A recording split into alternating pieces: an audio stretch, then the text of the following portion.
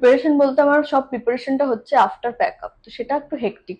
After pack up প্রিপারেশনটা hectic হচ্ছে, তো গিয়ে স্ক্রিপ্ট নিয়ে বসা, তারপরে আমি ওয়ার্কশপে যেতে পারিনি, এটা খুবই গর্বের সাথে যেটা বলছি আর কি, কারণ কি করব, সিরিয়াল করতে করতে অফ পাইনি, ওই জন্য 3 দিন ধরে ওয়ার্কশপ হয়েছে, শুভশ্রী দিদিরা সবাই ছিল, আমি যেতে পারিনি। আপাতত আফটার প্যাকআপই করছি। আর সৃজিতদার হাতে সবটা ছেড়ে দিয়েছি। সৃজিতদা তো ফ্লোর থেকে মানে শুনেছি যা আর কি, সৃজিতদা সবটা বের করে নেয়। তো দেখা যাক কি হয়। কালকে আউটডোর আছে, কালকে না আমাদের আউটডোরই আছে, শুধু ইনডোরে কিছু নেই।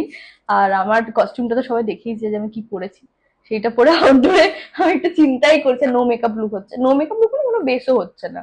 আর যেটা কোনো ক্রিমও মাখতে না বলেছে, মানে কোনো ক্রিমও মাখতে না বলেছে। আচ্ছা। হ্যাঁ, তো সেই জায়গা থেকে না, আমি ক্রিম মেখেছিলাম।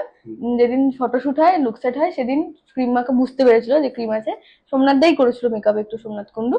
তো তারপরে সুদীপ দা এলেন, এলে বললেন এবার টিস্যুটা দে, দিয়ে মুখটা মুছে দিলেন, দিয়ে বললেন এবার যাও ছবি তুলো। তো ওইটাই আমার লুক হয়েছে আর কি। শুধু তিলকটা যে আইব্রো ফেব্রো দেখো কিছু, এখন তো শেপে এঁকেছি বলে কিছু খুললে বুঝতে পারবে জঙ্গল হয়ে গেছে পুরো।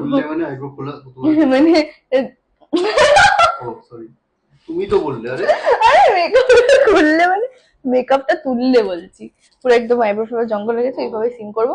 জানি না কি হবে ঠাকুর, ঠিক আছে ও হতেই পারে, কোনো ব্যাপার না। হ্যাঁ হ্যাঁ সব ভালো হবে। হ্যাঁ, সব ভালো হবে।